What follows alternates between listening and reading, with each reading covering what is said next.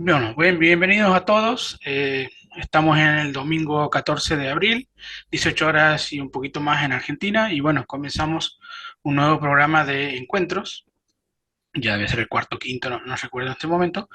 Y en esta ocasión tenemos la presencia de Johnny Serna, un graduado en filosofía de Colombia, que nos va a estar, digamos, va a estar charlando con nosotros y con aquellos que están presentes sobre una cuestión que tiene que ver con eh, los argumentos ateos a favor, digamos, de la posición que desde la filosofía se pueden esbozar y obviamente también tendremos que ver los argumentos o las refutaciones que se intentan dar desde lo teísta, ¿no? Pero primero vamos a comenzar por ahí. Te saludo, Johnny, ¿qué tal? ¿Cómo estás?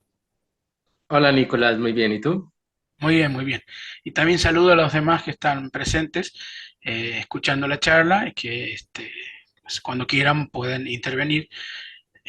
Ya saben que tienen total libertad. Bueno, Johnny, vamos a comenzar entonces con hacer un esbozo así medio un poco rápido, después vamos a ir un poco más lento sobre estos argumentos ateos en favor de la posición justamente del ateísmo, que vos puedas reseñar desde la filosofía. Comenzamos desde ahí.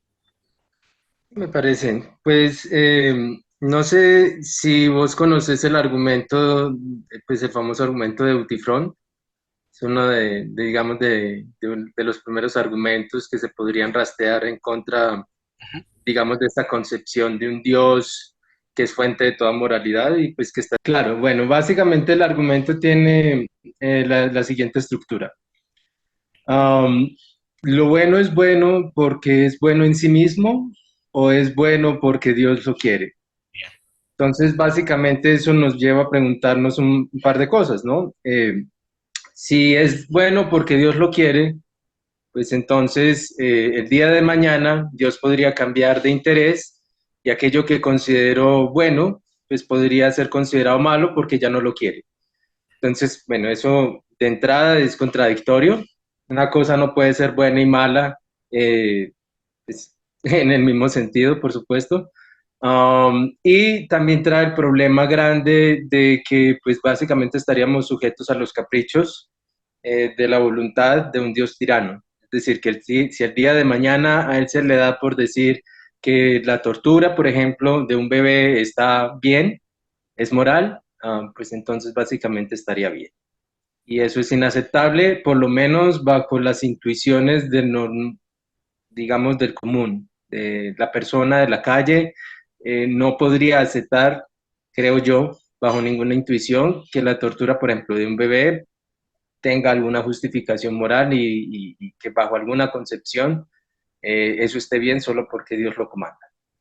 Entonces, más o menos esa teoría se ha venido conociendo a lo largo de la historia como la teoría del comando moral y es, digamos, una de las primeras críticas de la filosofía griega antigua en contra de esta concepción, ¿no? De que Dios es la fuente de todo lo bueno y de todo lo moral. Y es un argumento además muy utilizado por los teístas y los religiosos, en mi opinión, cuando se dice, por ejemplo, si no existe Dios, entonces no existe moralidad. Ujú. Y bueno, básicamente me parece sorprendente que lo digan muchos teístas, incluso famosos y académicos, cuando pues básicamente esta refutación se encuentra ya en Platón desde hace rato. Claro. Y es una refutación que es límpida, ¿no? O sea, es lógica y es intuitiva. Si vamos a lo que queda, digamos que si Dios entonces no puede ser bueno, entonces existe lo bueno y Dios se adecua a ello. O sea, como que lo bueno está Claro. antes de Dios y eso también sería una contradicción porque Dios no puede depender de otra cosa que no sea el mismo. Claro, claro. Digamos, el argumento lo que muestra es que Dios tendría limitaciones para la clase de cosas que puede considerar buenas o malas, pero tú has tocado un punto muy interesante, es decir, Dios no está limitado ni por lo causal, pero tampoco ni por lo moral, o sea, no, es un ser, digamos, que subsiste en sí mismo. Algunos incluso han tratado de definirlo como el ser necesariamente existente. Entonces, claro, no tendría por qué tener constreñimientos de la moral. Ahí entramos en un lío, porque ¿de dónde vendría esta moralidad, no? Claro. Y lo único que quedaría entonces, si uno cree en Dios, que Dios produce lo bueno, o que digamos, la bondad es inherente a Dios y Dios no podría nunca hacer algo malo, que es lo que dicen los cristianos, ¿no? Entonces, bueno, entonces, si Claro, bueno, su lo propiedad bueno, de omnibondad. claro, si lo bueno está antes, Dios no, Dios estaría limitado por lo bueno. Sin embargo, dice Dios es fuente de lo bueno, entonces ante la objeción de que entonces si Dios cambia de interés, mañana la tortura sería buena, lo que te diría el cristiano o el creyente diría, bueno, nunca Dios va a querer, va a cambiar de interés porque eso sería justamente ser malo. Entonces, ese argumento es una petición de principio. Claro, pero entonces justamente porque los medievales se dieron cuenta de eso, de que pues una forma de responder al dilema de Eutifrón es decir que Dios es esencialmente bueno, que tiene la omnibondad, que nunca quiere lo malo. Y bueno, eso genera un problema aún mayor y es el problema del mal, que es considerado, digamos, al menos dentro de ciertas tradiciones filosóficas, como el argumento más exitoso a favor del ateísmo. El problema del mal más o menos se puede resumir así y es, si Dios tiene estas tres propiedades y es muy importante que tenga estas tres propiedades, no puede existir.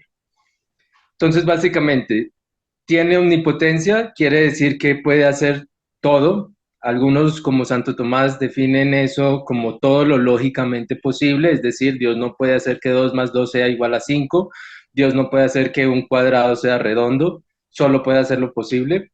Y ya tengámonos a esa definición por el momento, porque incluso podemos derivar el problema con eso. Dios tiene además la capacidad de saberlo todo, la omnisciencia. Hay algunas cuestiones que podemos abordar después porque eso crea algunos problemas sobre si Dios puede conocer pasados que no existen actualmente o futuros que no se han realizado. Y luego tiene la capacidad de la bondad, ¿no? O sea, solo puede querer esencialmente lo bueno. Entonces, con esas tres propiedades, digamos, que tiene el Dios clásico del teísmo, por lo menos desde Santo Tomás, observamos lo siguiente, y es que en el mundo hay mal. En el mundo ha habido cosas terribles, y francamente terribles como el holocausto, todavía cosas muy terribles como la pandemia, que fueron recientes, terremotos, hambruna, tortura, incluso mal que no parece que sirva a otros propósitos, porque bueno, una de las salidas digamos, el religioso, el creyente de a pie es, no, es que esto sirve a un propósito más grande, ¿no? Pero no se ve qué propósito podría cumplir, por ejemplo, la tortura, no sé, de un niño o algo así. No es instrumentalmente necesario para lograr cualquier cosa que se tenga que lograr.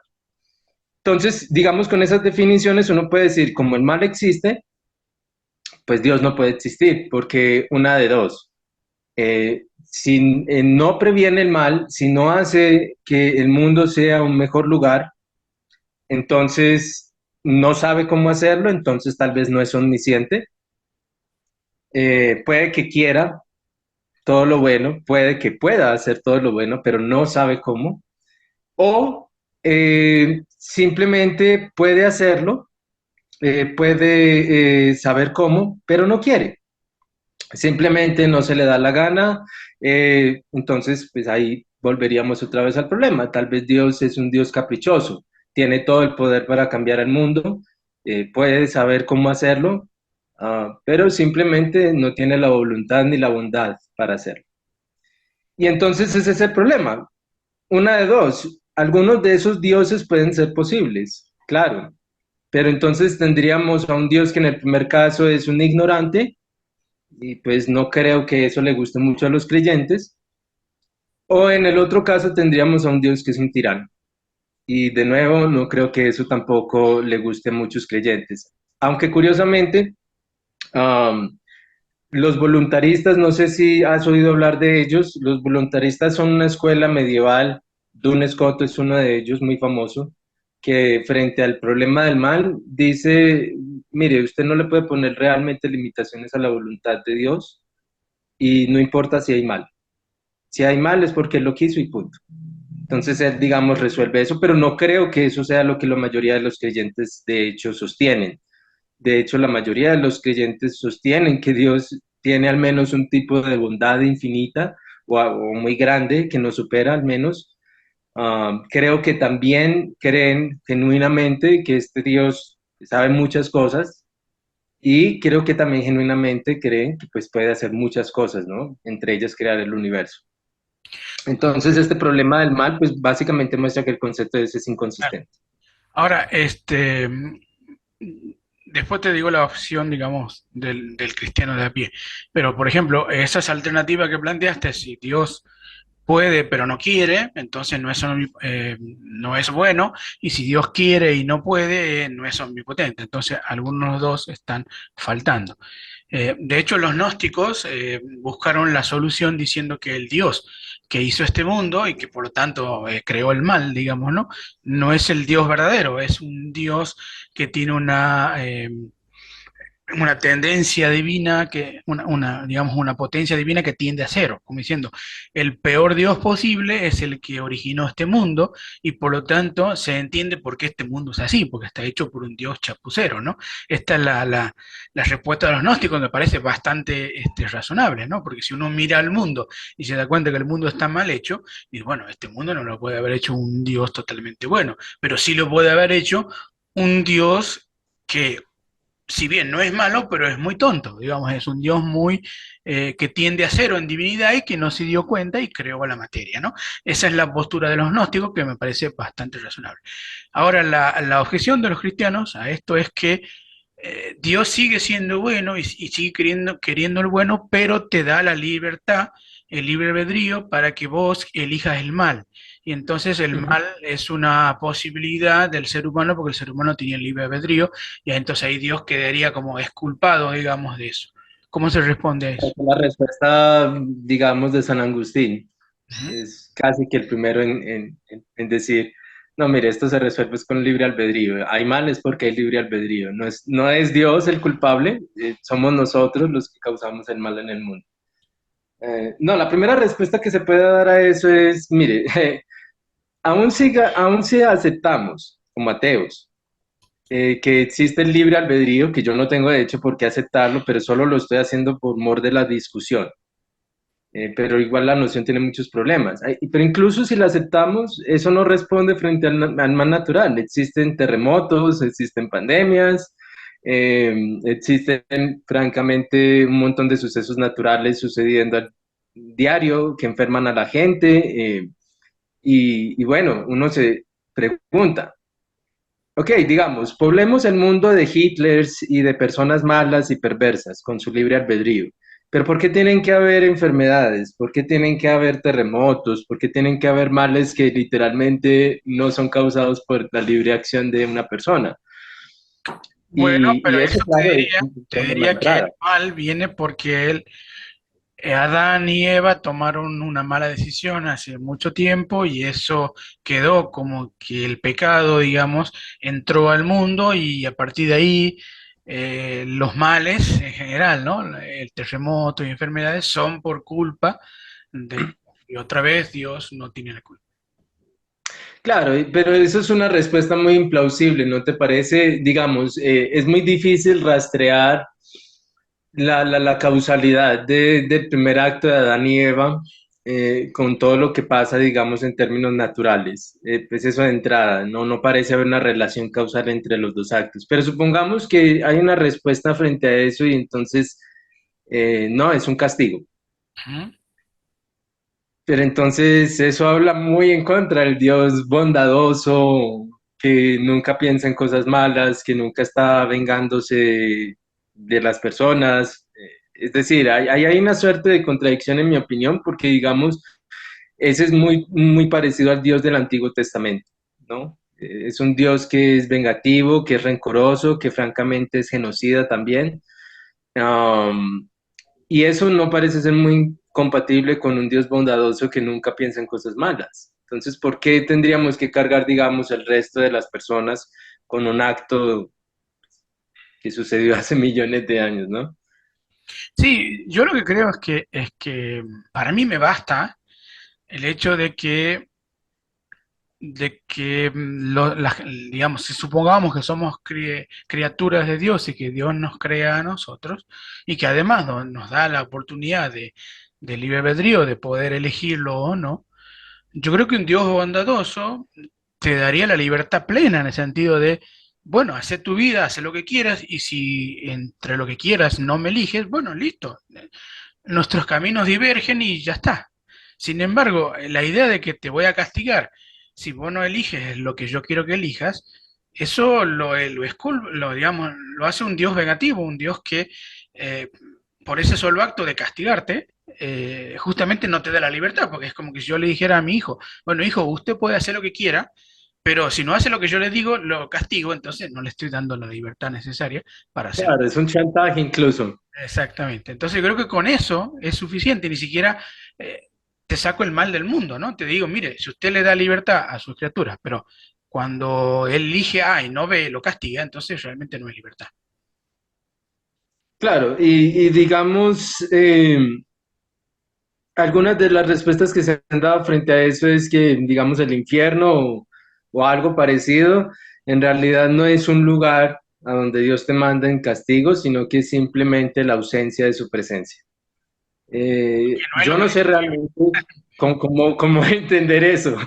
O sea, a mí se me hace un poco vago ese tipo de respuesta, ¿no? O sea, bueno, supongamos que no es un espacio, supongamos que las almas flotantes existen dentro de nuestra ontología del mundo, ah, pero ¿cómo entender eso de que realmente todo ese tormento y todo ese castigo es la ausencia de la presencia divina? O sea, eso para mí no tiene mucho sentido lógico. Sí, igual aunque no fuera un castigo directo de Dios, en el sentido que, bueno, Dios no crea un lugar en donde te están castigando las 24 horas, cosa que la Biblia está, ¿no? Dice, así que de eso ya depende de la interpretación, pero no importa, supongamos que no. Ah, Igual, el hecho de que el infierno exista como un estado, en donde las almas que se apartan de Dios están como sufriendo, otra vez, ¿no? O sea, ¿por qué tendrían que estar sufriendo si simplemente no te eligieron? Déjalas tranquilas, digamos, déjale que hagan su vida. Es como el hijo, ¿no?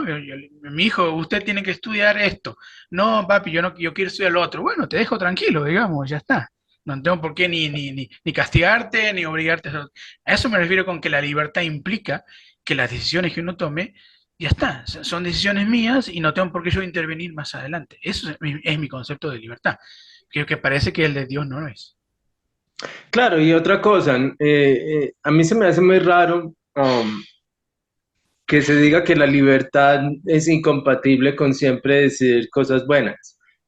Hombre, de entrada yo admito que, como supongo todos los seres humanos, cometo errores y no soy perfecto moralmente, pero no voy por ahí matando o ingeniándomelas para encerrar a millones de personas en un campo de concentración o el día de mañana, no sé, torturar a un bebé o algo así.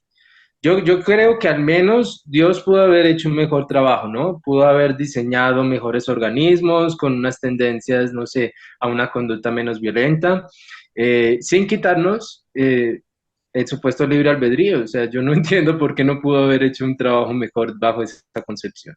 Entonces se me hace muy raro que personas como Platinga y como Craig, William L. Craig, el apologeta este del cristianismo, pues digan que el libre albedrío no puede ser compatible con que los seres humanos tomen siempre acciones buenas y nunca malas.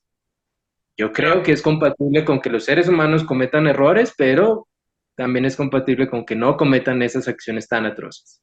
pero digo, ¿por qué entonces darle libre albedrío? O sea, quiero decir, si seguimos en la mitología de las religiones, los ángeles son seres creados por Dios que no tienen libre albedrío.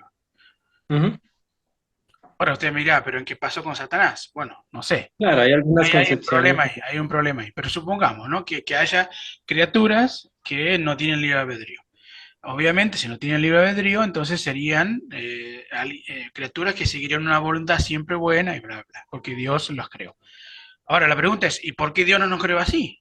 ¿No era mejor eso que lo otro? O sea, ¿por qué un mundo en donde permita que el libre albedrío te traiga toda una serie de males, de torturas, de hambrunas, de un sufrimiento desmedido? ¿Por qué va a ser mejor ese mundo que un mundo en donde no hay libre albedrío? Sí, Yo, no, no tiene para mí ningún sentido realmente. Aunque en esto, digamos, Yo parece ser un liberal de núcleo, ultraderecha. digamos, el núcleo del problema parece ser, digamos, las intuiciones que tienen las personas con respecto a la libertad. Un libertario te podría decir que así la libertad te cause muchos pesares, siempre va a ser un estado de cosas mucho mejor.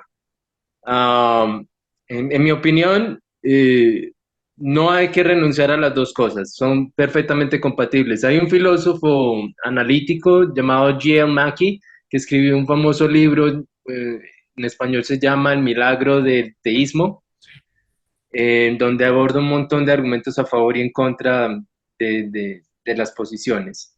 Y Maki perfectamente señala que hay, de hecho, un ejemplo muy inmediato que todos los creyentes conocen, en donde las personas, y estamos hablando de personas, tienen aparentemente libre albedrío y siempre escogen cosas buenas. El cielo. El cielo es un lugar en donde la gente siempre es buena y sigue teniendo un libre albedrío. O al menos yo no he visto ningún teólogo defendiendo que en el cielo mágicamente se nos acaba el libre albedrío. Entonces, si ese estado de cosas ya existe dentro de la concepción, digamos, religiosa, ¿por qué no se realiza aquí en la tierra? O sea, ¿por qué toda esa tortura? ¿Por qué pasar por todas esas penurias? A mí se me hace realmente innecesario. Me parece incluso el plan de un niño malcriado. Bien, entonces me hablas de que puede haber un estado en donde haya libre albedrío y la gente siga eligiendo lo bueno. Eso puede ser una respuesta. Pero yo me niego a pensar que sea mejor eso que lo otro. Por ejemplo, imaginémonos un mundo con animales no humanos, ¿no? Lleno de perros, de gatos y de todos los animales que están ahí. Ese mundo en donde esos animales no tienen libre albedrío para elegir el mal ni el bien, porque ni siquiera tienen discernimiento sobre eso, no me parece que sea peor que el mundo en donde nosotros estamos. Quiero decir, si yo te pongo una Tierra uno en donde están todos los animales más el ser humano, y te pongo una Tierra 2 en donde están solamente los animales sin el ser humano, yo creo que la cantidad de mal en la Tierra uno es superior a la cantidad de mal en la Tierra 2. Entonces yo no veo por qué Es sea mejor, indudable, no sea indudable. mejor el libre albedrío que el otro. Entonces yo diría, bueno, mejor entonces crea un mundo sin libre albedrío. Claro, indudable. Aunque el religioso te pueda responder que pues un mundo con animales no humanos, sin humanos, o sin alguna agente intelectualmente lo suficiente como para crear o discernir la moralidad, pues de todos modos ese mundo no tendría obras de arte, no tendría un Da Vinci, no tendría ciencia. Bueno, sí, pero tampoco tendría el holocausto. No tendría Jack Destripador, no tendría asesinos seriales. O sea, Claro. qué sé yo, o sea, de última, si uno sopesa a lo bueno y lo malo, creo que perdemos por goleada por lo malo. Claro, es una de las cosas que han señalado filósofos antinatalistas como David Benatar, ¿no? Que hay una simetría entre el dolor y el placer y que ninguna cantidad de placer en el mundo o de felicidad puede pues, responder frente al mal o el dolor que hay en el mundo. De hecho, no, claro, de hecho no. De hecho, creo que el dolor es lo positivo y que el placer es lo negativo. Quiero decir, hay placer porque no hay dolor, porque cualquier placer que quieras experimentar en presencia del dolor no es ningún placer. Entonces siempre tiene que desaparecer el dolor para que aparezca el placer como algo que es negativo, que aparece solamente porque no hay dolor. Pero bueno, más allá de eso, sigamos con los temas de las argumentaciones. Entonces, el tema del mal. ¿Hay algún otro argumento con respecto al mal o pasamos a otro argumento? Hay alguna versión que no sé si estés al tanto de ella, pero hay una versión de hecho empírica del problema del mal. El problema del mal normalmente es lógico, y pues como tal pues suele simplemente alegarse que pues, lo que demuestra es una reducción al absurdo y de que el concepto digamos ese teísta tradicional de Dios con esas tres propiedades es inconsistente. Pero hay una versión empírica, estoy al tanto de que se hizo una versión con estadística bayesiana, donde más o menos se dice, bueno, tomemos dos hipótesis, ¿no? Entonces, el que cree en Dios dadas esas tres propiedades y el mal, y el que no cree. ¿Cuál es más probable? Dada la existencia del mal, que sería como la evidencia condicional ahí en la estadística. Pues lo más probable es que no exista, porque pues tenemos esa actualización de evidencia ahí y eso condiciona la probabilidad de la creencia del creyente y del ateo también. Es básicamente como para señalar, es muy parecido, digamos, al argumento lógico, pero es muy interesante porque en los últimos años, digamos, hay algunos filósofos que se han dicho que, mire, esta suerte de argumentos lógicos, pues es como un ir y venir, ¿no? O sea, el ateo dice algo, el teísta llega y responde algo para salvar la coherencia del concepto, luego el ateo responde que, bueno, lo mismo y ahí se quedan como en un círculo interminable, una discusión. Pero es mucho más interesante como transformar estos problemas en algo más empíricamente soportado.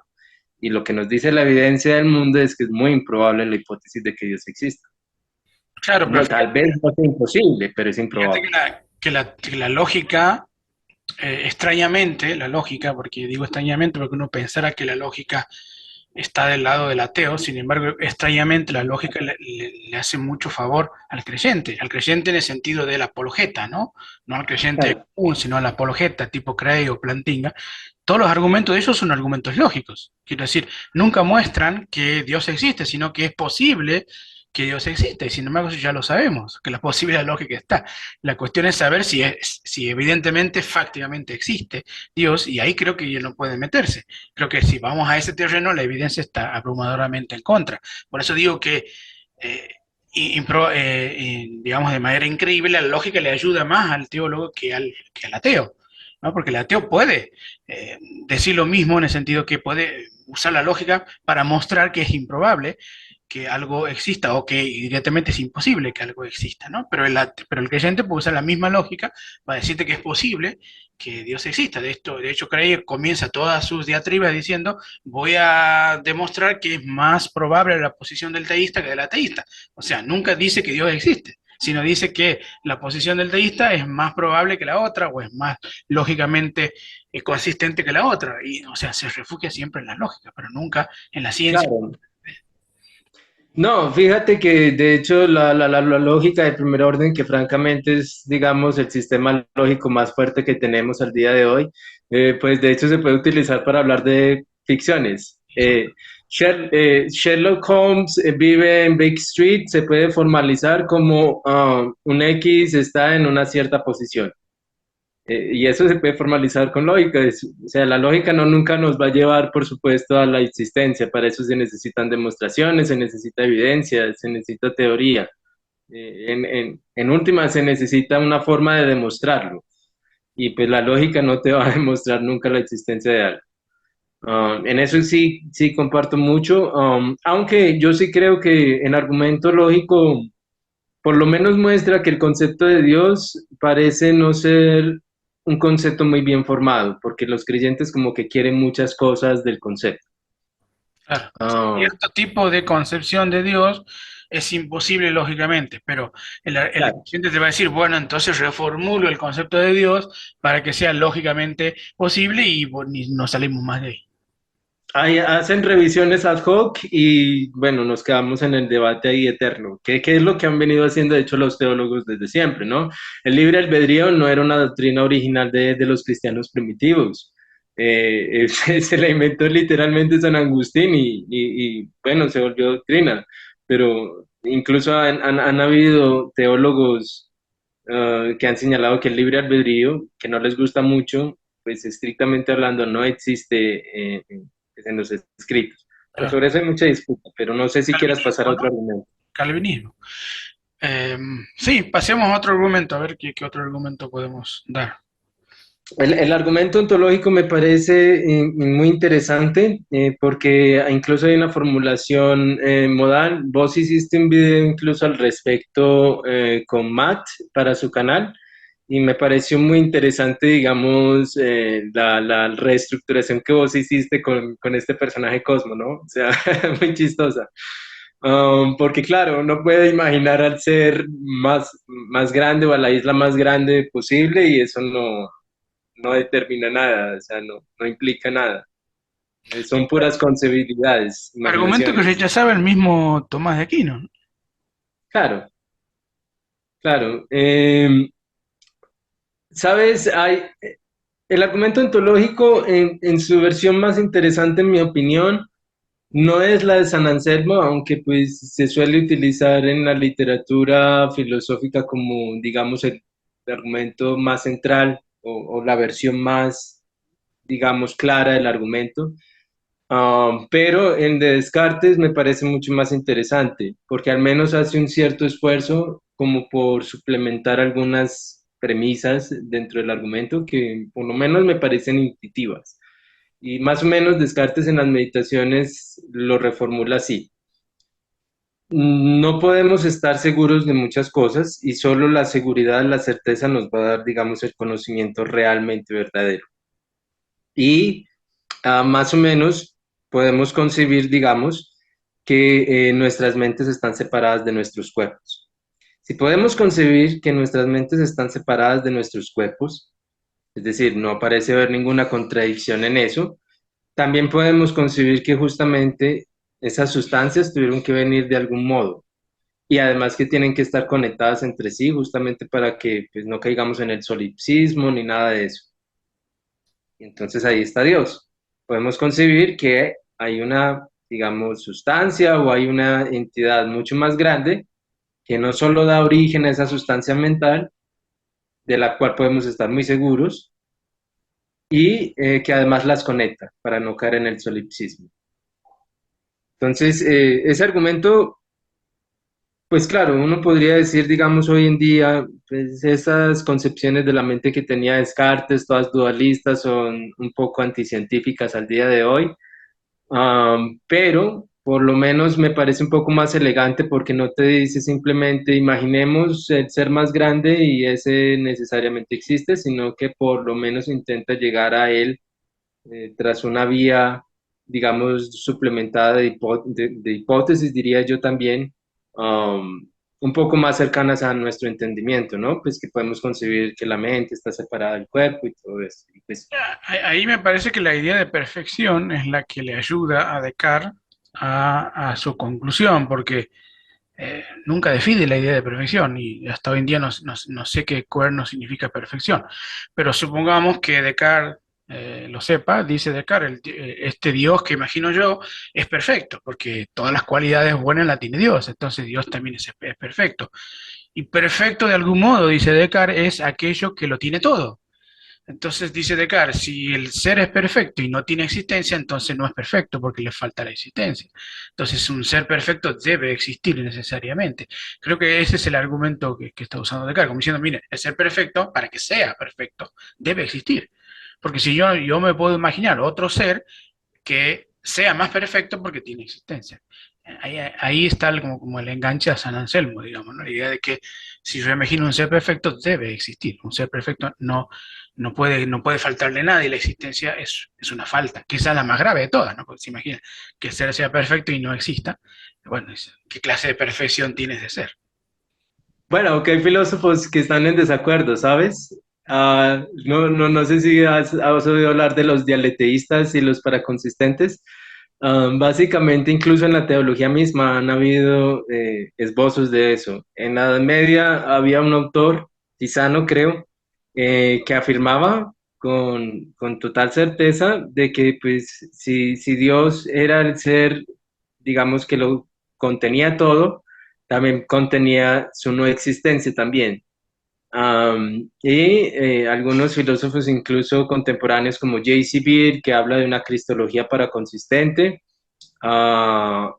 y otros han afirmado de que la mejor manera de entender al Dios cristiano es como un ser contradictorio.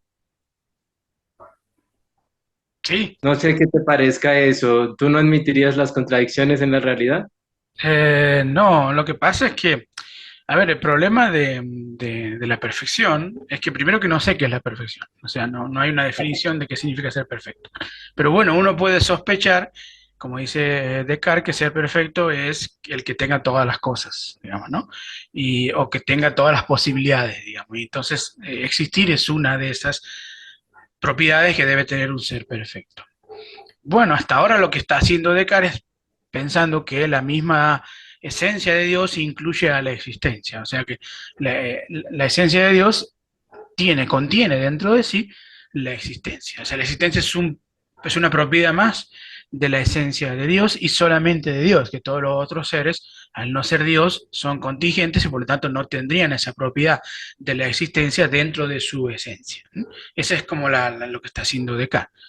Eh, claro, lo que pasa ahí es que hay un problema con respecto a que yo puedo decir, mire, cuando yo pienso en Dios, ya estoy suponiendo la existencia de Dios, porque si no, Claro. podría estar pensando en Él. Entonces, la existencia la estoy poniendo de antemano, no la estoy agregando al final, digamos, ¿no? Es una solución que han dado a partir de Kant, los lógicos del siglo XX, diciendo que la existencia de algún modo está presente en toda afirmación que uno haga digamos, en el enunciado. Entonces, es una trampa que después la consigas al final, cuando ya la supusiste al principio, entonces se hace como ahí, como una especie de analiticidad, digamos, ¿no? Como concluir algo que ya estaba en las premisas, ¿no? Entonces, lo que termina diciendo Kant es que la existencia no es un predicado que vos puedes agregarle analíticamente, porque no se puede, lo tienes que agregar cuando haces una comparación de la esencia de algo con un estado de cosas en la realidad. Cuando vos comparas la esencia de algo con un estado de cosas en realidad y ves que coincide, entonces ahí le agregas un predicado más que es el predicado de existencia. Y dices, este libro existe. A ver, mi libro, yo estoy escribiendo un libro sobre asesinos seriales. El libro sobre asesinos seriales va a tener una esencia. ¿No? Va a ser un libro que tenga cierta cantidad de páginas, que tenga cierta cantidad de temas, incluso te puedo decir el índice entero. Entonces, lo que vos concibas con el libro sobre asesino serial, incluso tiene título, es ese libro, ya está, ese es el concepto del libro. Ahora, que para que vos le prediques existencia a ese libro, tienes que poder demostrar que existe, perdón, que el objeto libro lo compares con el concepto y sean lo mismo, o sea, de que el concepto y el objeto coincidan. Y eso en la realidad no existe, porque no hay ningún libro que yo te pueda mostrar diciendo aquí está mi libro. Entonces, el libro no existe. Para que yo Claro. diría que el libro exista, tiene que haber un objeto tal que pueda ser reducido a mi aparato, digamos, de sentidos, o por lo menos con algún aparato que tenga los sentidos, que diga, bueno, aquí está el objeto que yo estoy elucidando mediante un concepto. Entonces lo que dice Kant es que la existencia es un predicado solamente de juicios sintéticos, no de juicios analíticos. Nadie puede decirte que un juicio analítico, que un concepto analítico tenga ya existencia, porque ese concepto analítico se agota en sus esencias y no necesita de la existencia. Simplemente está ahí, como Dios, digamos, ¿no? Aunque uno podría decir que sí hay juicios analíticos que son existentes, solo que no serían tan problemáticos. Por ejemplo, los de la matemática, por ejemplo, uno puede decir, existe una posición tal que ese número antecede al otro. Y existe una posición tal que ese número sigue después del otro. Claro. Y con eso, que es analíticamente necesario, yo puedo definir literalmente toda la serie de números naturales. Pero El 2 va ahí antes estás del haciendo el 3, no, estás suponiendo la existencia. claro. Claro. Y bueno, Claro, pero digamos, son estructuras abstractas que nos sirven mucho para hacer ciencia, ¿no? yo también te puedo decir, existe un ser que es omnipotente, omnibondadoso y demás, pero ya estoy suponiendo que existe, no me sirve como prueba. Lo que Descartes quería Claro, decir es que al final de mi argumento va a aparecer la existencia de Dios y en realidad él ya está suponiendo que Dios existe, como dices vos con la matemática. Lo que te dice Kant es claro, que al ser un juicio analítico, la existencia simplemente está ahí como supuesta. En cambio, en un juicio sintético, la existencia no está supuesta. claro, tenés que ir más allá. Exactamente. Yo creería que el mayor problema, digamos, con la concepción de que Dios es el ser necesariamente existente, es que, digamos, eso no nos lleva más allá, o sea, no hay discusiones interesantes, es decir, ¿En qué consiste, digamos, la naturaleza de ese ser necesariamente existente? ¿Existen todos los mundos posibles? Porque, digamos, una de las ventajas de la lógica modal es que pues, permite plantear estas preguntas de una manera un poco más detallada. Y, digamos, bajo la semántica de mundos posibles, uno podría decir, digamos, Dios existe en aquellos mundos en donde, no sé, no existe Dios, porque esa es concebiblemente una situación posible. Ah, necesariamente tendría que existir en todos los mundos, incluso en donde no existe, que son los mundos anormales. Ah, y eso se me hace muy extraño, o sea, ¿en qué consiste su necesidad? ¿Es una necesidad física? ¿Es una necesidad lógica? ¿Es una necesidad metafísica? No está muy bien definido eso. No está muy bien definido, claro, claro. Pero lo que pasa es que, como le dijimos hace rato, la lógica modal te permite decir que hay posibilidades y estas posibilidades están tanto a favor como en contra. O sea, quiero decir, no estás demostrando nada, como decía Gödel intentó demostrar que la existencia de Dios mediante lógica modal y terminó llegando al mismo punto que San Anselmo, diciendo, bueno, es posible, y sí, sabíamos que era posible. Lo que pensamos, lo que queremos averiguar es si verdaderamente existe o no, no que sea posible que exista. Porque si yo arreglo todos las esencias de Dios a tal punto que sea lógicamente posible, y bueno, va a ser lógicamente posible, ¿no? No. También va a ser lógicamente posible el superhéroe que yo mencionaba ahí en la charla, ¿no? Todo es lógicamente posible, pero ¿hasta dónde importa eso? ¿No? Quizás importa para que los teólogos sigan afinando su concepto de Dios a tal punto que cada vez sea más infalsable, digamos, para que vos ya no lo Claro. puedes agarrar por ningún lado, simplemente va a terminar siendo un Dios posible y ya está, pero nadie creó un Dios posible, que es la conclusión que yo saco, que es de qué sirven todos estos argumentos si nadie cree en un Dios posible. Todos los creyentes creen en un Dios real, no en un Dios posible. De hecho, me parece que ese es el caso de los filósofos paraconsistentes que te mencioné, pues, como una introducción rápida. La lógica paraconsistente es un sistema formal que básicamente no valida la ley de no contradicción, es inválida, al contrario de la lógica clásica, y además de eso, tampoco es válido el principio de explosión, según el cual de una contradicción cualquier proposición se sigue. Por ejemplo, de decir, Nicolás está aquí en esta reunión y no está, supongamos que eso en el mismo sentido, se puede derivar la proposición en lógica clásica, la luna está hecha de queso. Súper absurdo, por supuesto, para los lógicos, para consistentes todavía mucho más. Entonces, por eso se inventaron, digamos, este sistema formal para validar algunas contradicciones, no todas. Dicen que algunas pueden ser demostrables. La paradoja del mentiroso es muy famosa. Este enunciado es falso. Si eso es falso, entonces es verdadero porque pues, es lo que está diciendo de sí mismo. Y si es verdadero, entonces es falso al mismo tiempo, porque eso es lo que está diciendo justamente. Entonces, digamos, yo estoy de acuerdo en que si hay contradicciones verdaderas como esas, cuando hay metareferencia, um, pero se me hace muy curioso que han habido algunos filósofos en los últimos años que han tratado de defender la posición de que este Dios, digamos, se puede salvar, diciendo, mire, todo lo que usted pueda decir en contra de Dios, como el problema del mal, como de que su existencia no nos lleva más allá de su sujeto, todo eso puede ser verdadero, pero también lo que dice el teísta. Entonces, como Dios es justamente el ser que todo lo contiene, es toda la realidad y aparentemente debería tener también sus posibilidades contrarias. Entonces, Dios en esencia es un ser contradictorio. Yo estoy muy insatisfecho, no sé a vos qué te parezca, pero yo estoy muy insatisfecho con esa estrategia porque me parece que literalmente es la propuesta más infalsable que conozco a la fecha como para salvar a Dios. Si vos decís que Él contiene todos los predicados, incluso los contrarios a su propia naturaleza, pues, o sea, ¿cuál es el punto de discutir? Apague y cerremos. Bueno, me parece que es la última posición que uno podría tomar con respecto al arrinconamiento que le dan, digamos, desde el otro lado, que decir, bueno, te acepto todo lo que me digas, ¿no?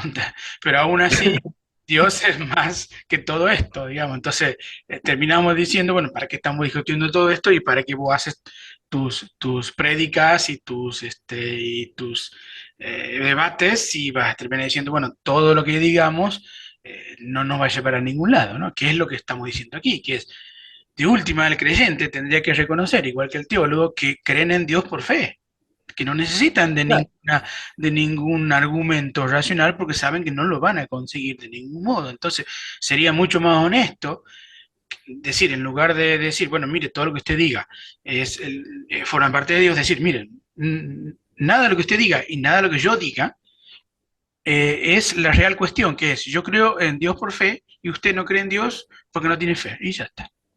Y eso me parece a mí mucho más honesto que hacer una serie de argumentos que no te llevan a ningún lado, ¿no? Que, por eso digo, la gente no cree en un Dios posible, lógicamente modal. La gente cree en un Dios real. Y ese Dios real no se puede demostrar de ningún modo por métodos racionales, ni científicos, ni filosóficos. Entonces, ¿para qué nos detenemos desde las pruebas de San Anselmo adelante a dar pruebas si nadie cree por pruebas? Claro, por eso me parece incluso un poco más entretenida a veces la estrategia de apologetas como Craig, que intentan incluso medio meterle un poco de ciencia al asunto, porque sabe que por ahí puede convencer un poco más incluso a algunos ateos. No sé si quieras abordar un poco lo del fine tuning, este Dale, dale, supuesto dale, arreglo de dale, dale, los entramos a cálculos. Cray. Vamos a pegarle a Cray. Bueno, Craig, para los que no saben, digamos, es un apologeta estadounidense, es muy famoso, pueden encontrar sus videos en YouTube. Básicamente, uno de los argumentos recientes que ha hecho a favor de la probabilidad de la existencia de Dios es decir que todas las constantes cosmológicas están matemáticamente arregladas de tal manera que la vida en la Tierra, de hecho, es el caso. Por supuesto sabemos que hay vida en la Tierra y pues sí, es cierto que las constantes cosmológicas de hecho sí permiten la vida en la Tierra, am, porque pues digamos, si hubiera mucha gravedad, no sé, el planeta podría, digamos, ser un poco más pesado, no podrían surgir ciertos organismos. Si hubiera un poco más de electromagnetismo, entonces podrían haber, digamos, muchas fluctuaciones caóticas, etcétera, etcétera. O sea, el man sí tiene razón, digamos, y es algo, de hecho, no de él, sino de la cosmología, en que las constantes cosmológicas sí parecen ser beneficiosas para que haya vida.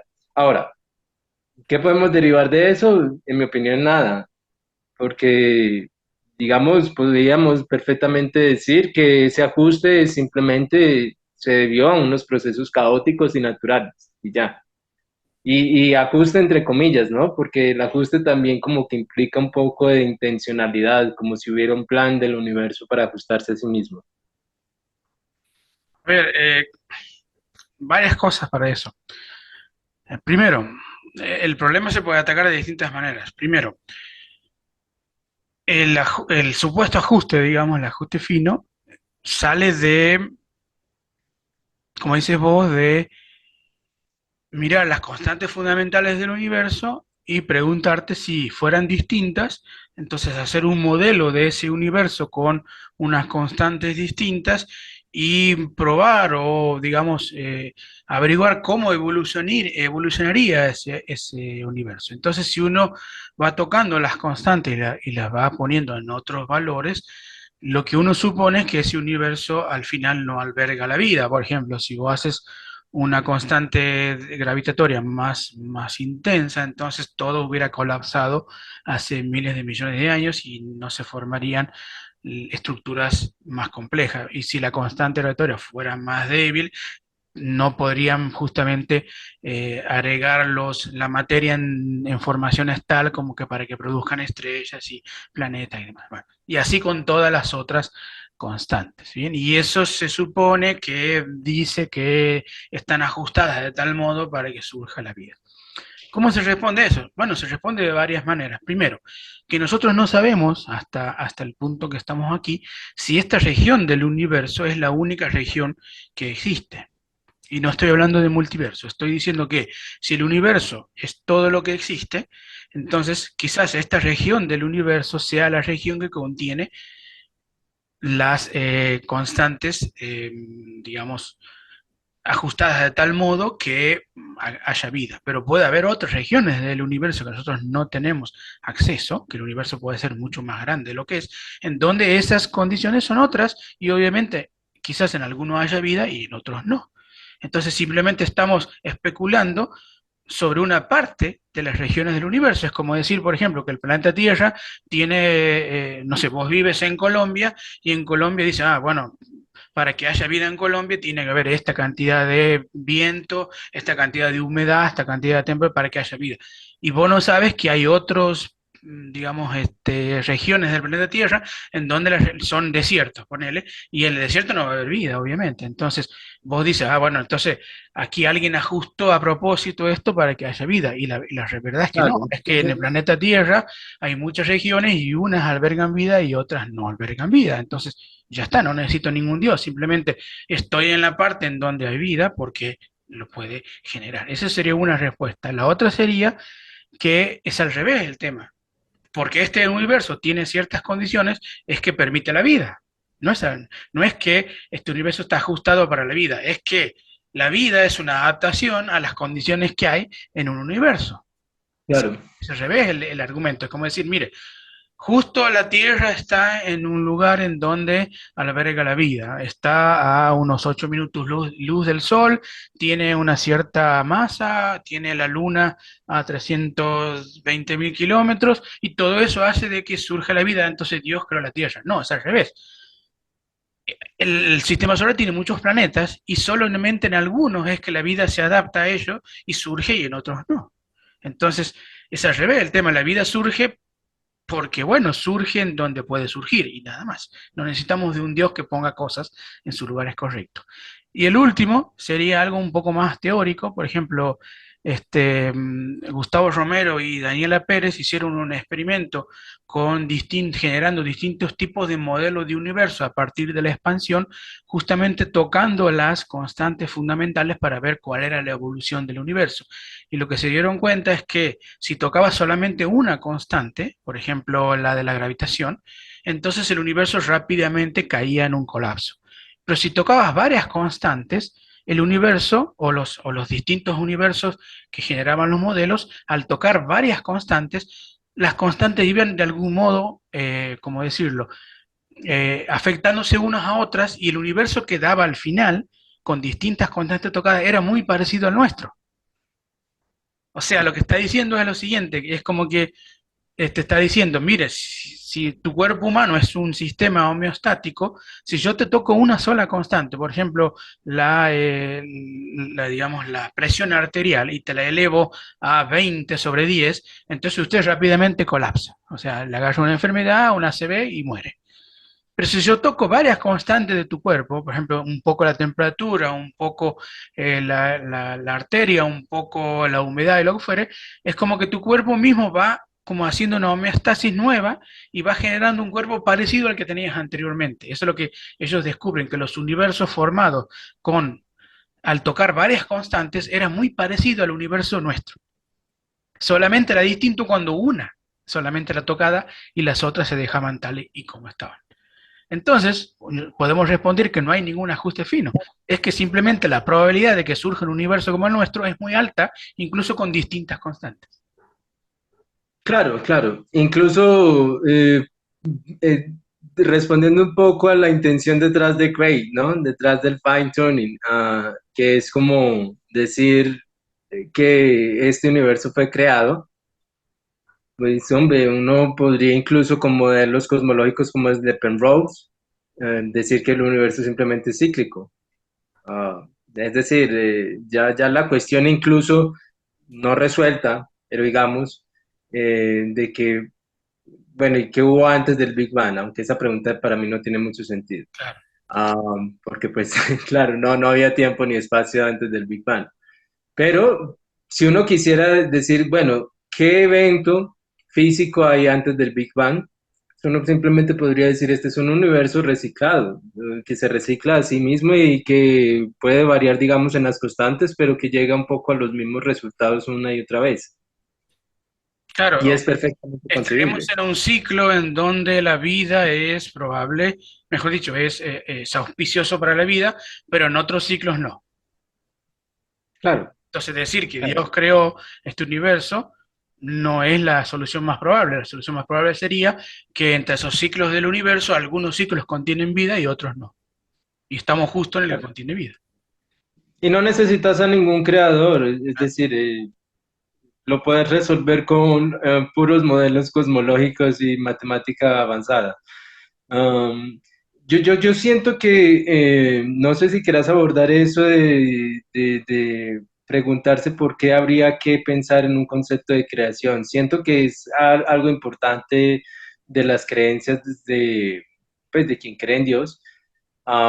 Y no entiendo, la verdad, porque como hemos discutido, digamos, hay alternativas bastante naturalistas, digamos, al hecho de tener un universo, de tener existencia y tener vida. ¿Por qué crees que el creyente necesita esta idea de un creador?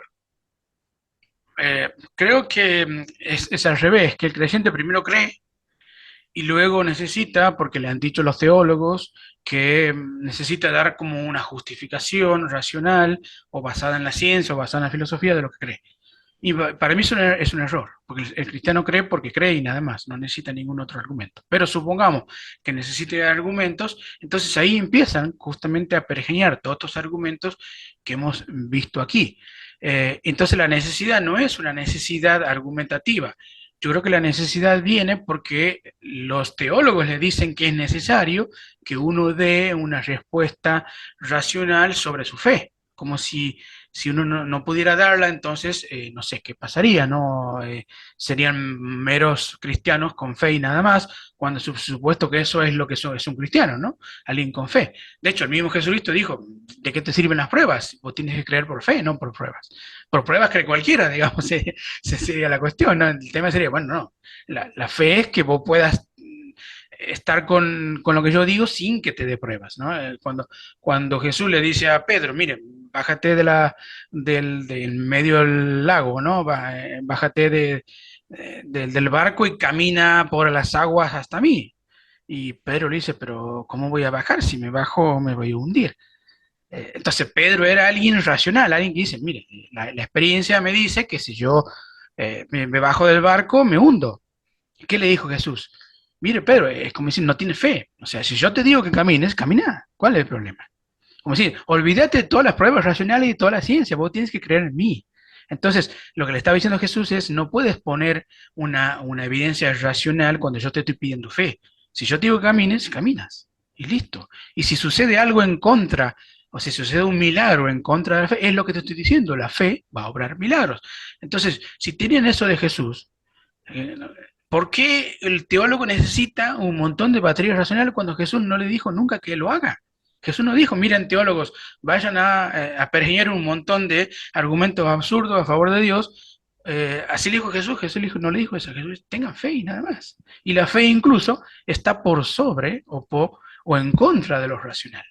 Y yo no sé por qué los teólogos no siguieron a Jesús en esa amonestación, sino que inventaron un montón de pruebas que no convencen a nadie, ni siquiera a ellos. Jesús le diría, ¿para qué haces tanta prueba al cohete si la gente sigue creyendo por fe, no por pruebas?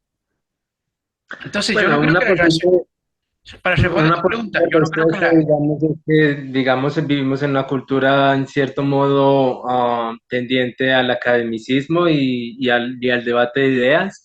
Y bueno, por lo menos en las edades modernas es bastante entendible porque hay teología y porque hay una no leen su pretensión de Biblia. racionalizar la fe. No leen su Biblia y no creen en Jesús. Son como Pedro, que cuando Jesús le dice que se baje y camina, le dice, no, Señor, no puedo caminar porque si me bajo me hundo. Bueno, eso yo creo que es un teólogo. Alguien que hace un montón de pruebas al cohete, cuando en realidad lo único que le pide Jesús es fe. Claro, claro. Y por no hablar de las pruebas, digamos, pues un poco ridículas sobre si los ángeles tienen sexo o no tienen sexo. Bueno, pues, toda la teología es una cosa ridícula, como decía Borges, una rama de la literatura fantástica, ¿no? Este, y está acompañado por la lógica, básicamente, ¿no? Bien, déjame decir algo antes de abrir la charla, para si quieren Hernán o alguien más que esté conectado decir algo. Eh, entonces, para responder a tu pregunta, yo no creo que haya necesidad. El creyente de a pie, que son la mayoría, el 90%, no tiene necesidad de pruebas racionales. Ellos creen por fe y ya está. Los teólogos son los que han inventado todas estas cuestiones porque creen que la razón es debe estar compatible con la fe y bueno, y ahí ha empezado toda la cuestión, ¿no? Hasta que se dieron cuenta que no hay ninguna prueba que en realidad te diga que Dios exista, y entonces volvemos al tema principal, que es entonces te queda solamente creer por la fe. Ahora, el análisis de la fe es muy interesante. Hay un análisis que hizo un filósofo danés llamado Kierkegaard, Soren Kierkegaard, que él escribió varios libros sobre la fe, porque él era un creyente, pero no era un antisistema, un anti-iglesia, ¿no? Y sobre todo un anti-religión, ¿no? Entonces él dijo que todas las religiones de la época, incluso las de su Dinamarca natal, no entendieron la religión, no entendieron la fe.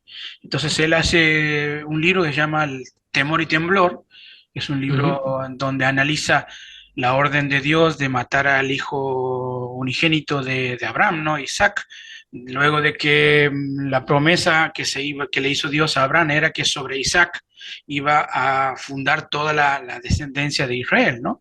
Entonces, cuando Isaac lo tuvo, incluso Sara lo tuvo a los 95 años, bueno, todo eso tuvo que pasar para que tuvieran a Isaac, y un buen día Dios le dice a Abraham que tiene que sacrificar a Isaac. Entonces, lo que plantea Kierkegaard es qué tipo de orden es esta y cómo la recibe a Abraham con respecto a lo que le pide Dios. Entonces él dice, si Abraham es el padre de la fe, entonces Abraham es el único que entendió lo que es verdaderamente la fe. Y lo que dice Kierkegaard es que la fe es algo que está en contra de la ética y en contra de la sociedad. O sea, en contra de la razón y de la ética, dice Kierkegaard. La fe es un salto al vacío infinito sin red. Es como decir, yo voy a confiar en Dios y ya está. Si esto es absurdo, si esto es antiético, si esto es anti-iglesia, a mí no me debe importar. Por eso que Abraham dijo, bueno, es orden de Dios, me voy, incluso sabiendo que si lo mataba Isaac, se terminaba todo ahí. Pero entonces lo que hace Kierkegaard es analizar a Abraham, analizar a Isaac, analizar a Sara y a la iglesia en sí, digamos como decía, la sinagoga de la época, ¿no? Y todos, Sara, la sinagoga, e incluso Isaac, no comprendían a Abraham. El único que hacía lo que tenía que hacer era Abraham, porque el único que tenía fe. Entonces lo que dice Kierkegaard ahí es que la fe es algo absurdo, no debes racionalizarlo, no debes llevarlo a algo que tenga una carga racional, porque eso sería no tener Claro. fe, porque No, justamente y yo estoy de acuerdo, vas a y yo matar a tu estoy de hijo. acuerdo, yo estoy de acuerdo en que la fe incluso debería dejarse tal cual, no debería racionalizarse, pero sí considero perverso cuando no se le ponen límites públicos a la fe, Ah, yo no estoy ¿no? hablando que la fe sea buena o mala, estoy diciendo que hay un filósofo que dijo, miren, ustedes no entendieron la fe es esto, Claro, es Pedro caminar sobre las aguas. Eso es todo, no necesitas que yo te explique nada, vos tienes que bajarte y caminar. Abraham, vete y sacrifica a tu hijo. No importa que sea absurdo lo que te estoy diciendo, vos tienes que hacerlo. Eso es la fe. En cambio, un teólogo piensa que la fe tiene que estar de acuerdo a la razón y eso no tiene ningún sentido. claro. Por eso digo que ni Sí, no, siquiera estoy de acuerdo. la fe. Digamos, las discusiones de los argumentos teístas y ateos va más por el lado de ese proyecto que vos decís de intentar compatibilizar la razón con la fe, de ponerse a explicar estas cosas que pues a la final no están respondiendo a un impulso racional, sino que están respondiendo a un impulso de lo absurdo, de un anhelo hacia lo infinito, hacia lo misterioso. Um, yo diría que incluso hay unas ciertas causas, tal vez biológicas, detrás de ese impulso. Pienso que tal vez le intentamos atribuir intencionalidad a lo que no lo tiene, agencia también, y parte de la fe puede estar en cuanto a eso, ¿no? En cuanto a creer que todo está gobernado por una cierta intencionalidad detrás. Mm, Cierto. considero que eso puede ser peligroso en todo caso si no se ponen unos ciertos límites. sea, para mí está muy bien que la gente se resuelva a tener fe y que no pierda tiempo con los argumentos y no las convence. Pero la fe puede llegar a ser bastante peligrosa, ¿no? Las guerras religiosas también, pero incluso en las democracias, ¿no? Muchas cuestiones, incluso hoy debatidas como el aborto, como los derechos de minorías, pasan por filtros bastante peligrosos de las religiones, ¿no? Es cierto, todo eso, el origen de la fe, yo tengo algo que decir, pero antes de decirlo, quisiera preguntar si Hernán quieres aportar algo, comentarios sobre lo que dijimos, hablamos aquí, no sé, lo que quieras. Mm, sí, una forma capaz que significa por qué alguien puede creer en Dios es cuando ve la complejidad del mundo, digamos. Creo que muchos eh, empiezan a... Muchos argumentos sobre a favor de Dios apelan a esa complejidad. La Josefina es parecido, que apela, antes de Darwin, la apelación a que los seres vivos eran muy complejos y que se adaptaba al mundo y cómo podía ser, sobre todo si partimos de la mecánica, donde no parece tener mucho sentido, digamos, por qué tenemos organismos tan complejos. Eh, Igual siempre me llamó la atención de que ese argumento tiene el problema que a partir de la evidencia de que existe ciertos entes complejos, entonces tenemos que postular un Dios que produzca esos entes complejos, pero entonces si el ente es un ser humano con todas sus imperfecciones te parece complejo, ¿no te parece complejo la existencia de Dios? No podés retroceder hasta Dios y preguntar, entonces tendría que haber, si la complejidad es evidencia de un creador, entonces la mente de Dios es muy compleja, entonces tenés que postular un nuevo creador, pero me parece que lo más común es cortar en que Dios tiene propiedades especiales que no necesito. Por ejemplo, el típico de cuando te apelan al principio de causalidad, todo tiene que tener una causa, excepto Dios, que de repente no. O, o no sé. Suele al gato, la falacia del gato especial es como muy recurrente, me parece, en los teólogos. William Paley es el que habló sobre el argumento de la complejidad, ¿no? El hecho de esto del relojero, ¿no? Como decir, bueno, mire, si el reloj tiene un relojero y el reloj es menos complejo que la vida sobre la Tierra o que el universo, entonces el universo también debe tener un relojero, ¿no? Este es el argumento de Paley, pero claro, ¿por qué cortarse ahí? Bueno, si entonces el relojero creador del universo es más complejo que el universo, entonces ¿quién creó el relojero? Y ahí no vamos nunca. Pero bueno, siempre la respuesta es no, eso se termina aquí, digamos, no podemos decir eso de Dios. Dios es un ser especial que crea todo. Pero bueno, la respuesta atea sería, mire, si usted puede postular dos tipos de seres, un ser creado y un ser que, es, que no está ni creado ni increado, sino que es alguien que es suficiente en sí mismo, si usted puede creer que hay dos seres, un ser no suficiente o contingente y un ser suficiente, entonces, ¿por qué no une esos dos seres en uno solo? O mejor dicho, ¿por qué no postula que el ser autosuficiente sea el universo y ya está? ¿Por qué necesito un Dios, digamos, para eso? O sea, creo que la necesidad viene de pensar que el universo no es un ser autosuficiente, que necesita de No, otro ser incluso, para ser creado, con lo cual es absurdo, porque si usted ya me concibe un ser autosuficiente, bueno, simplemente tráigalo al universo y ya está. La solución de Spinoza, ¿no? El universo es Dios. o incluso suponiendo que hay un Dios personal que todo lo crea, o sea, ¿cuál es la garantía de que es el Dios cristiano? Y tal vez no el Dios de los musulmanes o el Dios de los judíos, que por cierto también tienen infiernos diseñados para el cristiano. Eso hay que aclararlo muy bien, ¿no? O sea, ¿qué tal si incluso tomando la apuesta de Pascal, tú Nosotros, llegas y escogiste al Dios malo? nosotros estamos en todos los infiernos, seguramente, ¿no? Claro. Cuando muramos, no sé qué vamos a hacer con nosotros, nos vamos a pasar de un infierno a otro. Así, bueno, mira, de lunes a viernes aquí, de viernes, la otra semana va para el cristiano, la otra semana va para el judío, en todo vamos a estar. Eso va a ser un lío burocrático bastante Tiene para curioso. reclamar, a ver. Y también se postuló el limbo, que es no creer en Dios, pero haberse portado bien. pero creo que ya lo cerraron el antro ese porque parece que no caía muy bien. Ah, flojo de papeles. ¿Ya cancelaron el Limbo?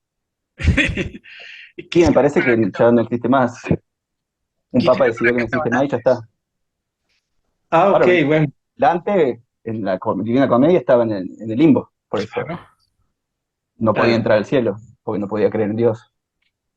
Bueno, ese es un papel, me parece muy interesante para los dogmas, ¿no? El hecho de, como decía Borges, ¿no? Hacerlo parte de una literatura fantástica. Yo creo que la influencia en el arte de las religiones ha sido sorprendente y no es nada desestimable.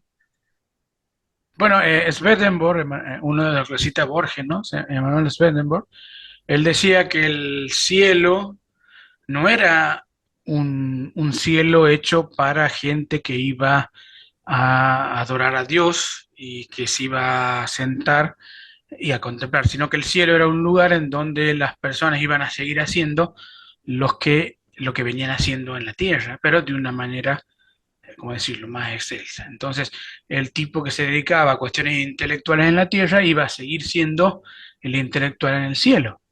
Dice entonces Swedenborg, o creo que Borges, o creo que Dolina decía, entonces aquel que se dedicó toda la vida a ser un mendigo en una cueva sin comer o sin beber y se murió así, todo porque pensaba que así iba a entrar al cielo, se va a encontrar que en el cielo va a seguir siendo un mendigo que está en la cueva y sin poder salir de ahí, como diciendo, mire, lo que hiciste en la tierra va a seguir siendo el cielo, pero no tiene ningún sentido que vos digas, bueno, me voy a mortificar en la tierra, voy a ganar el cielo y allá voy a hacer todo lo que yo quisiera. No, es al revés. Vos tenés que haber hecho en la tierra lo que ibas a hacer en el cielo, ¿no? Entonces, la concepción de Swedenborg es, el cielo es solamente una continuación de lo que uno viene a hacer en la tierra. Y el infierno es solamente un lugar a donde yo voy de acuerdo a lo que haga en la tierra. Digamos, si en la tierra yo iba, era un compadrito, como dice Borges, iba a las noches a ser un cuchillero, bueno, obviamente en el cielo no voy a poder hacer eso, pero sí en el infierno.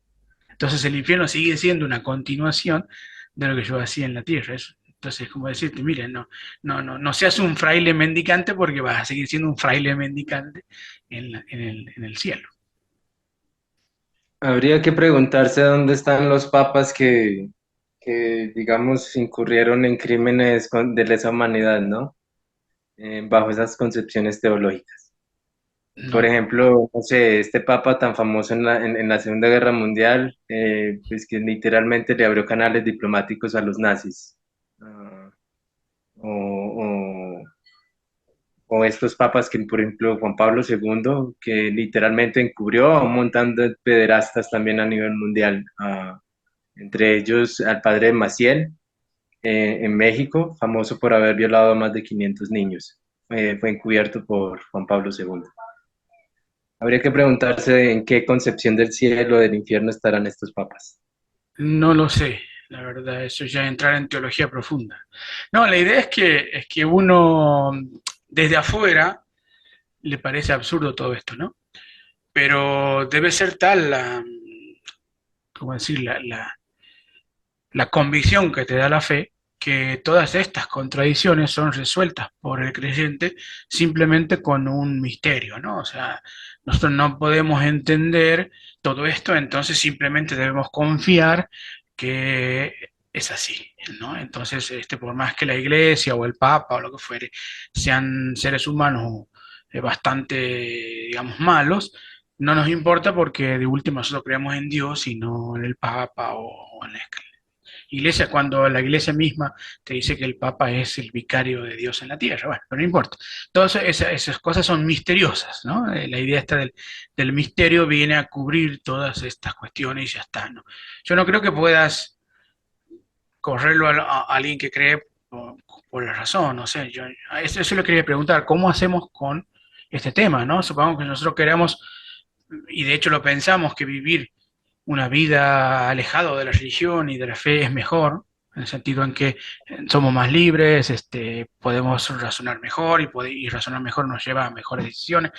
Entonces, de algún modo queremos que las demás personas tengan lo que nosotros tenemos, en el sentido que tengan esta capacidad de poder cambiar o de poder mejorar por medio de la razón. ¿Cómo hacemos para que cambien de postura si la fe es algo que les cubre todo. No sé, Claro, además de los lazos comunitarios, preguntaría hay, cómo se hace, ¿no? ¿Cuál es la mejor estrategia? yo creería que habría que partir por reconocer el impacto social que tienen las religiones. Hay bastante evidencia de que, por ejemplo, las personas religiosas suelen ser bastante comunitarias en el sentido de formar lazos muy fuertes de comunidad con el vecino. Normalmente, pues, la persona con la que comparten la creencia. Pero eso es un aspecto social que yo creo que muchos ateos no se han dado cuenta que sí tienen las religiones y que podríamos partir por ahí, ¿no? O sea, ¿qué podemos ofrecerle en términos comunitarios y sociales al creyente que pueda ser incluso mejor que aquello que ya le ofrece la fe? Sí. Lo que pasa es que nosotros no tenemos iglesias ateas. Claro, ¿eh? Nos reunimos para decir todas estas cosas. Hernán, Pero yo creo que sí diseñando por lo menos estrategias seculares. Yo creo que una forma de parar el impulso de la fe y de la cultura religiosa en nuestras sociedades es diseñar estrategias seculares, alternativas, de unir lazos sociales también. O sea, también hay que mostrarle al religioso que no solo con la religión va a tener amigos, va a tener un profundo sentido de comunidad, sino que el ateo también puede vivir incluso en un mundo donde el nihilismo no sea tan negativo, digamos. bien, sí, está bueno. Hernán, Sí, también lo que habías leído al respecto sobre que los creyentes tienden a tener más lazo de comunidad con los cercanos, pero también son más hostiles con los que no son cercanos. Tienen ese Claro. tema de que produce fanatismo y ciertos perjuicios para los que no están de acuerdo con las normas de la comunidad. Y en un mundo multicultural como el nuestro, es problemático, digamos, que se formen estas comunidades cerradas, que no, su relación con los otros sea de franca hostilidad. Ya. Y, y encima ya con las redes sociales, ya aparte multiculturalistas, es fuertemente polarizado. Digamos, tenemos un fanatismo donde ya no podemos ni tener conversaciones a veces racionales con nadie, porque ya todos tenemos un partido y vamos, y nos informamos a partir de nuestros amigos que piensan lo mismo que yo, y entonces vamos a reforzar cada vez más nuestros prejuicios sin admitir que el otro puede aportarme algo desde otro punto de vista bastante diferente, el ateo tiene como más abierto esa posibilidad, me parece, que un religioso. sí, yo soy bastante escéptico con respecto a que un cristiano o un creyente se convenza de no serlo por medio de argumentos. O sea, creo que eso es muy difícil porque viven en otro mundo muy distinto donde no se valora el argumento del mismo modo que lo valoramos nosotros, donde no se valora la contradicción del mismo modo que la valoramos nosotros. O sea, quiero decir, por más que entienda el argumento, no lo valora. Entonces, se me hace muy difícil a mí pensar que por argumento vayas a convencer a alguien que vive en otro mundo. Yo lo único que creo que le veo posibilidad es que no es el argumento, sino como decir, tener contacto con alguien que ellos consideran que es una especie de, no sé, de lo peor que puede haber, ¿no? Que es el ateo, ¿no? Pero a eso también lo veo difícil por lo que dice Hernán, ¿no? Que forman comunidades cerradas y le están diciendo todo el tiempo no te juntes con eso, ¿no? Entonces, si es un ateo, peor todavía, es como el diablo en persona. Pero bueno, si por alguna mágica razón uno entra en contacto con un cristiano, digamos, ¿no? O con un religioso, y nos ve a nosotros como vivimos, en el sentido que no somos personas que estamos todo el día pensando que vamos a dañar a otros porque somos ateos, pensando que vamos a poner bombas en los jardines de infantes porque somos ateos, que es lo que le dicen, ¿no? Que el ateo es como que básicamente es una moral, es un inmoral que hace todo mal. Y creo que por ahí me parece a mí que puede estar la cuestión de decir, bueno, mire, esta persona que es atea no es como yo creía que era, digamos, ¿no? Parece ser una persona bastante buena, que tiene buenas intenciones, que quiere lo mismo que yo, que quiere cuidar al prójimo, que quiere mejorar la sociedad. Entonces, por ahí, esa comparación entre vidas me parece a mí que es lo único que yo creo que puede de algún modo despertar la idea de que no es tan distinto ser una cosa que otra, más la creencia. Pero bueno, es muy raro que se junten porque de la misma religión le dicen no te juntes con esas personas, ¿no? Porque te van a hacer mal. Y el peor mal que le pueden hacer es que lo lleve a la falta de fe, ¿no? Entonces, todo cierra, ¿no? Todo cierra, como diciendo, no conozcas a nadie, no le des ninguna oportunidad a nadie de que te cambie, ¿no? O sea, entonces yo veo muy mal el asunto, yo no, porque estamos en una época en donde la información, la filosofía, la ciencia está en el punto más alto de la historia de la humanidad y sin embargo la religión sigue estando en lo más alto, ¿no? Yo no veo que haya declinado lo suficiente como para decir vamos hacia una sociedad laica. Incluso se ha radicalizado, es decir, Bueno, entonces. el papel que tienen los movimientos cristianos en la política occidental en estos momentos es tan peligrosa como el Islam incluso. Nosotros nos solemos mofar mucho de las repúblicas islámicas y solemos decir en algunos círculos ateos que eso es un mierdero allá, pero la influencia que tienen los grupos protestantes en toda Latinoamérica y en Estados Unidos, incluso en las elecciones de un presidente y en su política, Milei incluso creo que hasta legisla un poco con un cierto tono religioso a veces en Bueno, algunos temas de la... Milei dijo que él era el enviado de Dios en la tierra. Eso es peligrosísimo. Sí, obviamente, porque si él es el enviado de Dios, bueno, entonces, ¿qué te queda para que vos te opongas, ¿no? Te opones al enviado de Dios. Bueno, Bolsonaro ganó por el apoyo de la Iglesia Universal de Dios en Brasil, que es la iglesia más grande del mundo, ¿no? Y es protestante y tiene mucha injerencia en la política. Por eso digo que yo no soy tan, ¿cómo decirlo? No tengo una esperanza de que el mundo vaya a cambiar, porque si el mundo va a cambiar por la filosofía, por la ciencia, creo que no estamos estamos en una época donde la filosofía y la ciencia tiene su más alto influencia en la sociedad y sin embargo la religión sigue teniendo el poder que tiene desde siempre, ¿no? Y creo, como dices vos, incluso más.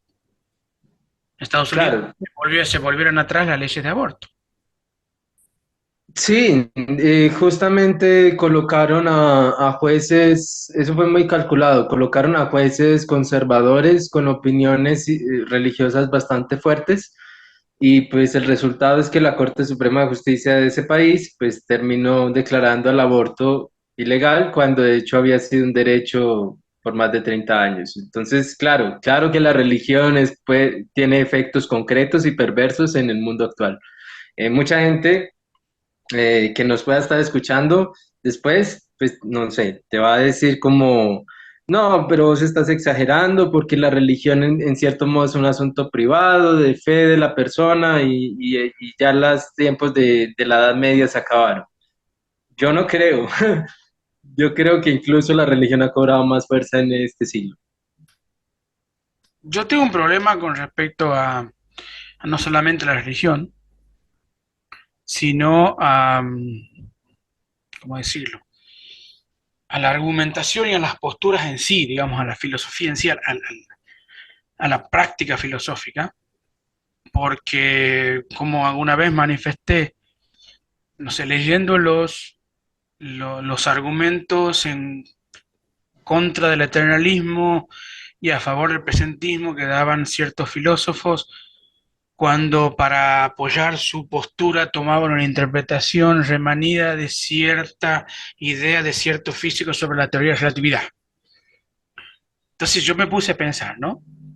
Si en este punto un filósofo no reconoce que la interpretación más, ¿cómo decirlo?, más fiel, más segura de la relatividad es aquella que le da la razón al materialismo y en contra del presentismo, y vos tienes que buscar una versión que nadie apoya, una versión totalmente remanida de eso para apoyar tu presentismo, yo me descorazono, porque digo, entonces nadie va a cambiar nunca de posición, porque todos van a encontrar cualquier cosa para seguir defendiendo lo que creen, cuando sería más honesto decir, mire, bueno, me cambio de posición, no hay lo que estaba defendiendo yo, no tenía razón porque hay mejores argumentos de ese lado, ¿no?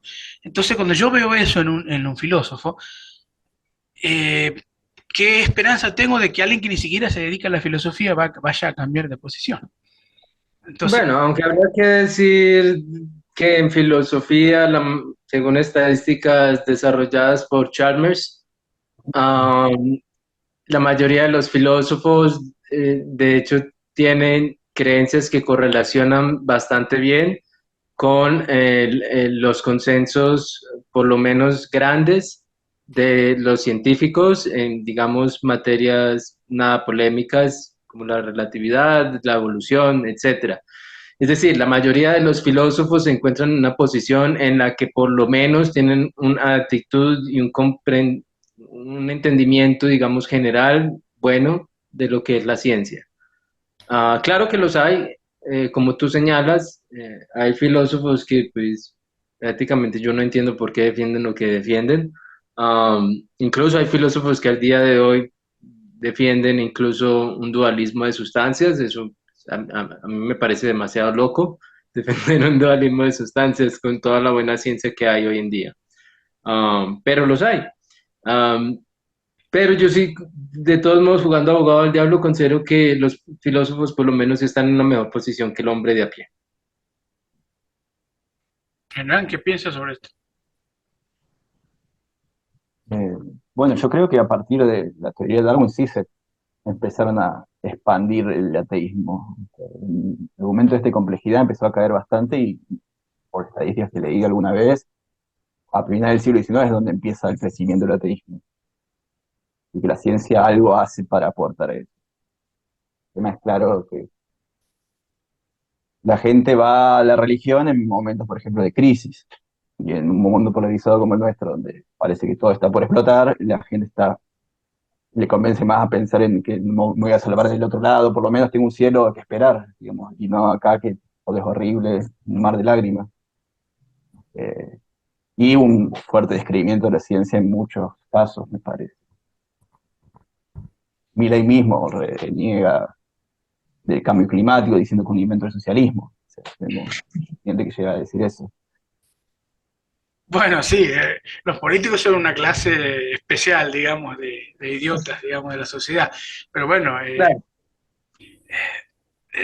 me ha hecho acordar lo que quería decir hace rato Hernán, que es esto de la ciencia, de la gente que va a la religión.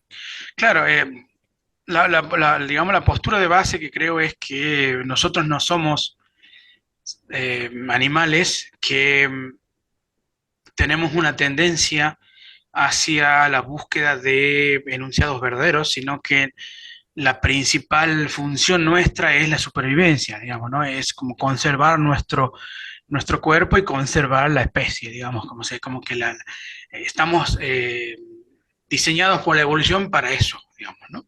Entonces, entendiendo eso es que yo entiendo por qué la gente cree en religiones o por qué la gente tiene claro. pensamiento mágico, porque no es que nosotros nacemos para ver, a ver cómo es el mundo, no, no, no, eso no nos importa. Lo que nos importa es cómo nos salvamos, cómo sobrevivimos, cómo comemos, cómo no nos dañamos, digamos, ¿no? Eso es la principal, lo que nos mueve a vivir. Vivir es eso, digamos, ¿no? ¿Cómo evitamos incluso la muerte final? Claro, entonces vivir no es buscar el conocimiento, vivir es salvarnos. Y si para salvarnos nosotros necesitamos pensamiento mágico, pensar que hay un Dios que nos cuida, que nos beneficia, o que lo que sea, entonces es muy hospitalario ese pensamiento porque va en el mismo sentido que la cuestión biológica, digamos, ¿no?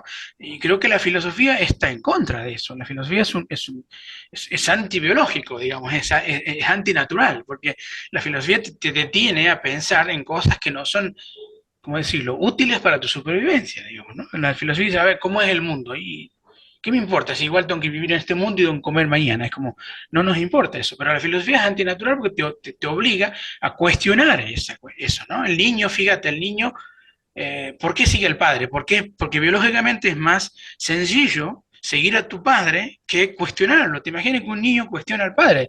El padre le dice, "Pero mira, no meta los dedos en el enchufe. Y el niño dice, a ver, padre, explíqueme por qué no mete los dedos en el enchufe. Y el padre lo tuviera que convencer dándole una teoría eléctrica y magnética de que se va a electrocutar. No, el niño simplemente lo sigue al padre porque desde un punto de vista biológico, seguir al líder, seguir al que está más adelante, es beneficioso, porque el líder ya ha pasado por los problemas y vos que tienes que hacer es seguirlo. En cambio, el cuestionamiento constante del líder es antinatural. Y es lo que el origen de la filosofía, ¿no? El cuestionamiento a lo que está establecido como tal, como la verdad o como lo que hay que seguir. Y eso es antinatural. Entonces, por eso entiendo yo que siempre va a haber mucha más gente que sea religiosa a que sea atea, porque naturalmente te lleva a creer en esas cuestiones porque es de supervivencia. Y creo que hay estadísticas que te dicen que los cristianos son más felices que los otros. Sí, sí. Psicológicamente reportan estados de Bueno, felicidad mayores entonces alguien te diría, ¿y entonces por qué yo tengo que ser ateo si soy más feliz siendo cristiano? claro, Y es una buena claro. respuesta, porque de última, eh, ellos dirían, bueno, yo estoy aquí para ser feliz, y si ser feliz me dice que tengo que creer en Dios, bueno, creo en Dios.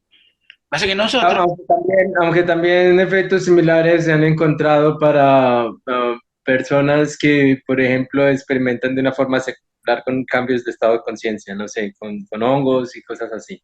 Um, no, ¿sabes? Lo curioso es que las etapas en donde ha habido una cierta liberación de la religión han nacido no solo, no ha sido por la filosofía o por el debate público de argumentos, sino por cambios científicos grandes, no sé, la píldora, por ejemplo, le permitió a las mujeres tener un control de su cuerpo increíble y también coincide en Estados Unidos por lo menos y en Europa con un aumento de personas que se van de su religión.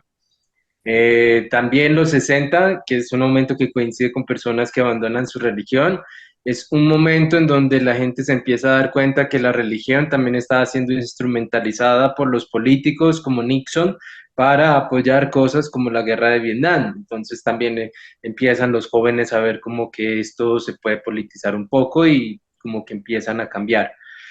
Pero los grandes sucesos, digamos, de rompimiento de la religión, o se han dado es por la ciencia o por cambios políticos y sociales de gran magnitud. Nunca se ha dado es por discusión racional. claro, Incluso sería muy ingenuo pensar que Rousseau y todos los grandes intelectuales de la Ilustración fueron los que le abrieron la puerta a la Revolución Francesa. Pues no, fueron los asesinos como Robespierre y personas de mano dura los que permitieron todo eso. Al fin y al cabo, pues la razón tiene muy poco que comandar, como decía Hume. claro. Entonces, todo esto, la hora y media que estamos aquí, todo el cohete. Parece que sí, esa es la conclusión. Esa es la conclusión. Está bien, está bien, está bien. No sirve para nada la filosofía de la conclusión. Yo creo que sí, yo creo que lo que dijiste estoy de acuerdo, digamos, ¿no? Bueno, yo ya mismo dije que soy escéptico a pensar que alguien va a cambiarse por argumentos. Yo lo que creo es que uno lo que va a hacer con el argumento es sostener su posición. Uno va a cambiar antes o después. Y una vez que cambie por otra circunstancia, por como dice vos, por una cuestión incluso personal, ¿no? Le ha pasado algo en su vida, entonces empieza a pensar de otra manera, y ahí es donde sí, la filosofía le puede dar una base racional fuerte para que siga esa línea, pero no ha cambiado por la filosofía, ha cambiado porque le ha pasado algo a él o porque le han hecho algo, porque lo que fuere. Entonces, a partir de ahí sí, uno dice, bueno, pucha, y entonces si ya no tengo esto, si ya no tengo el apoyo de la religión, ¿en qué me baso, no? Y ahí es donde la filosofía te puede dar toda esta base ética, esta base política y demás en la cual construir, porque el ser humano no puede estar en el nihilismo, no puede estar descreyendo de todo y no teniendo valores, sino que simplemente cambia el valor de la religión por otros valores que ya no son religiosos, y ahí sí la filosofía tiene mucho que hacer, pero bueno, sí, Claro, es cierto que la como gente... una herramienta que viene después a ayudar. Claro, entonces, bueno, por eso es que, pero bueno, lo que sí entiendo yo es que esos cambios políticos y culturales que suceden, en parte suceden por la filosofía. Quiero decir, son como indirectos, ¿no? Sí, Los cambios sí. culturales y personales eh, son lo que realmente te van a hacer cambiar. Pero los cambios culturales y políticos vienen porque hay filosofías detrás que te permiten esos cambios. Entonces hay como una influencia indirecta, ¿no? En los cambios. Una suerte de retroalimentación también. Exactamente, porque si no pudiéramos vivir de otra manera, entonces no habría cambios sociales y políticos. Y vivir de otra manera implica cuestionar la vida que te plantea la religión. Entonces, supongamos que el día de mañana los países árabes dejan de ser árabes. ¿Por qué han dejado de ser árabes? Bueno, ustedes dirán porque políticamente han cambiado. Sí, pero ¿por qué han cambiado? Bueno, porque había una filosofía de base que le decía se puede vivir de otra manera y demás. Entonces es indirecta la cuestión. Yo creo que hacer filosofía no va a cambiar directamente a alguien, pero sí va a ser como el motor o como la base para que se produzcan los cambios sociales y ahí sí podamos vivir de otra manera. Yo creo que la política va a cambiar a la sociedad, pero la política no está basada en nada, está basada en pensamiento filosófico. Ahí donde veo En el... ese orden de ideas, a vos te parece importante entonces seguir manteniendo los valores de la discusión filosófica, abierta, racional, en el sentido de tal vez contribuir a largo plazo a moldear las percepciones culturales? Sí, yo creo por esta doble vía que te dije. Primero, porque es la base de los cambios políticos. Y segundo, porque cuando la persona ha cambiado por alguna circunstancia personal, la filosofía le puede dar el rumbo, o le puede dar como la materia prima con la cual elaborar nuevos valores con los cuales vivir. Y yo pienso, por ejemplo, en mis alumnos, ¿no? Mis alumnos son todas vidas distintas.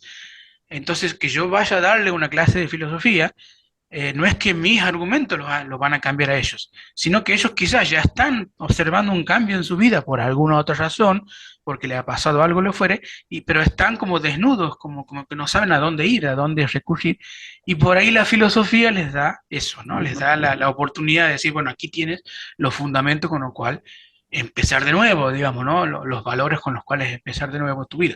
Pero claro, para eso primero tiene que haber una actitud del alumno de ya haber, de estar buscando un cambio, de estar cambiando el proceso de cambio. Pero si yo no le hubiese dado esas herramientas siendo un docente, él tampoco hubiera tenido nada y quizás hubiera vuelto a la religión o a otra, o como le digo siempre, pasar de una caverna a otra, ¿no? O sea, sale Ya de que una lo caverna.